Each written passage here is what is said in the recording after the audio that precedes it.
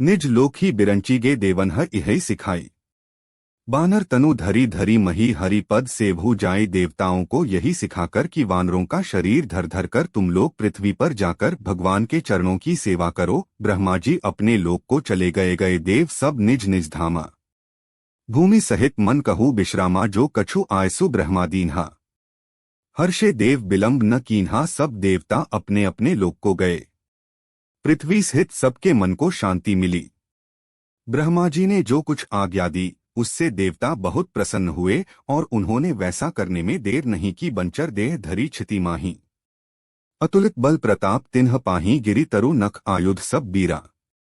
हरि मारग चितवही मतिधीरा। पृथ्वी पर उन्होंने वानरदेह धारण की। उनमें अपार बल और प्रताप था। सभी शूरवीर थे। पर्वत वृक्ष और नख ही उनके शस्त्र थे। वे धीर बुद्धि वाले वानर रूप देवता भगवान के आने की राह देखने लगे। गिरि कानन जेहे तेहे भरी पूरी। रहे निज निज अनेक रचि रूरी। यह सब रुचिर चरितमय भाषा। अब सो सुनहु जो बीछे राखा। वे वानर पर्वतों और जंगलों में जहां तहां अपनी अपनी सुंदर सेना बनाकर भरपूर छा गए। यह सब सुंदर चरित्र मैंने कहा। अब वह चरित्र सुनो जिसे बीच ही में छोड़ दिया था। अवधपुरी रघुकुल मणि राव। वेद विदित तेहि दशरथ नाउ। धर्म धुरंधर गुणनिधि ज्ञानी। हृदया भक्ति मति सारंगपानी। अवधपुरी में रघुकुल शिरों में दशरथ नाम के राजा हुए। वास्तविक नाम वेदों में विख्यात है। वे धर्म पुरंधर गुणों के भंडार और ज्ञानी थे। उनके हृदय में शार्ंगधनुष धारण करने वाले भगवान की भक्ति दी और उनकी बुद्धि भी उन्हों में लगी रहती थी। कौसल्यादि नारी प्रिय सब आचरण पुनीत। पति अनुकूल प्रेम दृढ़ हरिपद कमल विनीत। उनकी कौसल्या आदि प्रिय रानियां सभी पवित्र आचरण वाली थीं। वे बड़ी विनीत और एक बार भूपति मन माही। भय गलानी मोरे सुत नाही। अनुकूल चलने वाली थीं और श्रीहरि के चरणकमलों में उनका दृढ़ प्रेम था। गुरु गृह गयो तुरत महिपाला। चरण लागी करी विनय विसाला। एक बार राजा के मन में बड़ी ग्लानि हुई कि मेरे पुत्र नहीं हैं। राजा तुरंत ही गुरु के और चरणों में प्रणाम कर बहुत विनय की निज दुख सुख सब गुर ही सुनायो। कही वशिष्ठ बहु विधि समुझाए। घर धरहु धीर होए ही सुचारी।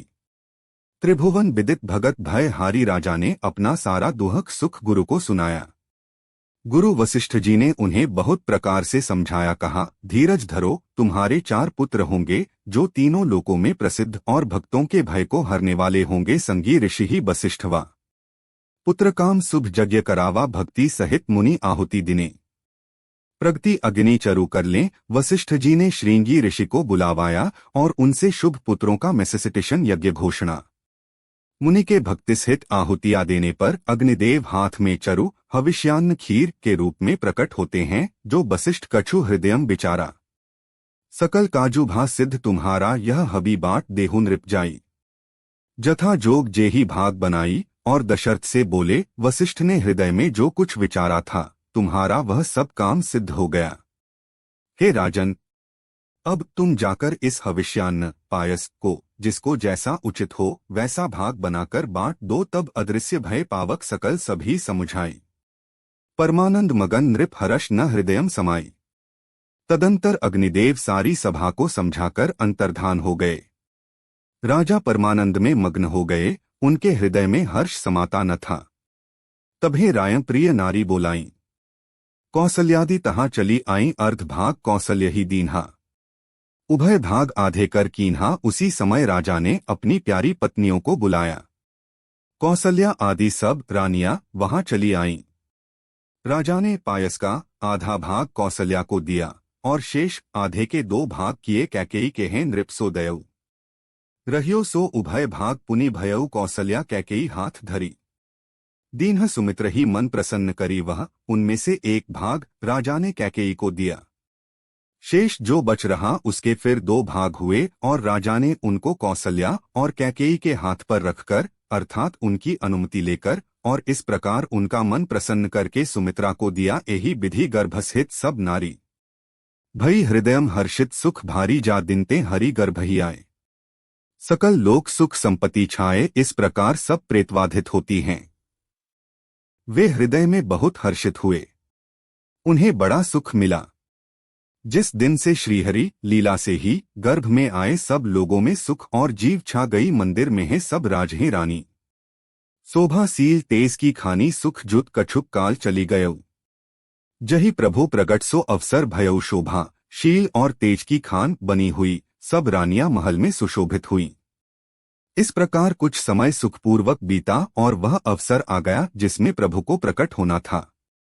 जोग लगन ग्रह बार तिथि सकल भय अनुकूल, चर अरु अचर हर्षजुत राम जन्म सुखमूल, योग लग्न ग्रह वार और तिथि सभी अनुकूल हो गए।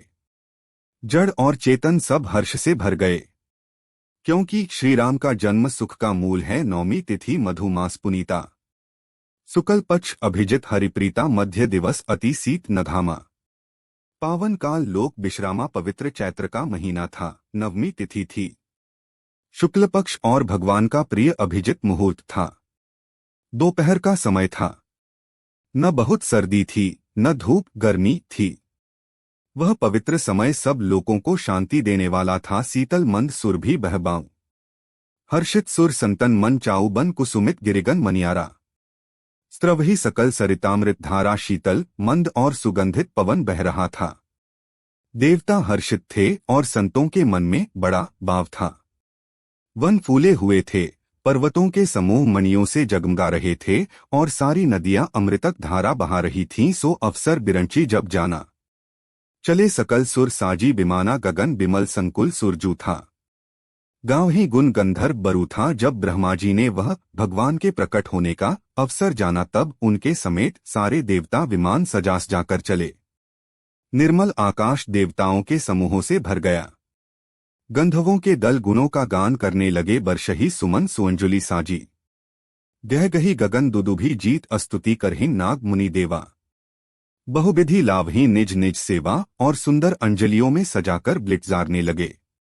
आकाश में घमाघम नगाड़े बज लगे।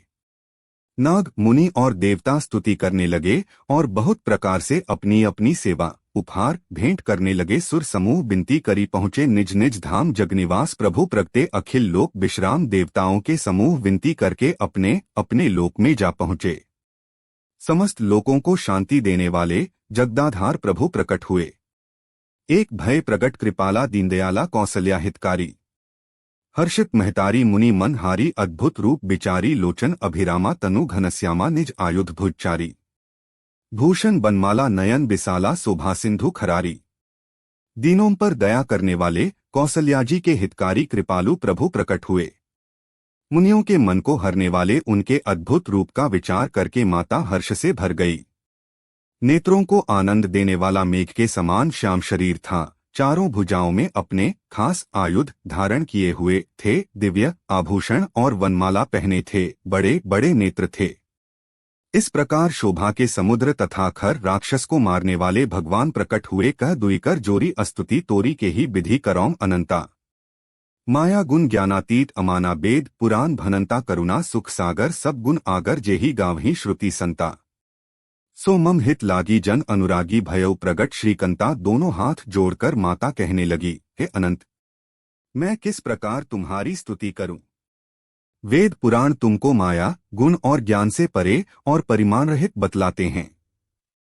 श्रुतियां और संतजन और दया और सुख का समुद्र सब गुणों का धाम कहकर जिनका गान करते हैं, वही भक्तों पर प्रेम करने वाले लक्ष्मीपति भगवान मेरे कल्याण के लिए प्रकट हुए हैं। ब्रह्मांड निकाया निर्मित माया, रोम रोम प्रति वेद कहे। मम उर्सो बासी यह उपहासी, सुनत धीर मति थिर न रहे।